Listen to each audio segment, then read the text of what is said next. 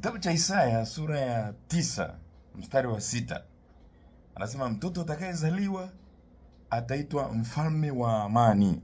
Ana ilikuwa ni prophecy au tabiri kuhusu kuzaliwa kwa Masiha. Manake Bwana wetu Yesu Kristo atazaliwa, ni ataitwa mfalme wa amani.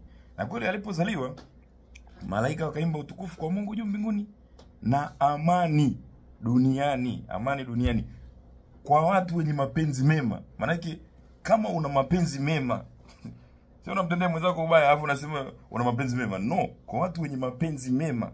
Kwa hiyo amani duniani kwa watu wenye mapenzi mema. Sasa kama ni amani ni kwa watu wenye mapenzi mema, sasa wale wenye mapenzi mabaya, si manake ni vita kila siku. Ndio maana duniani ubaya na wema utakuwa unapambana kila wakati.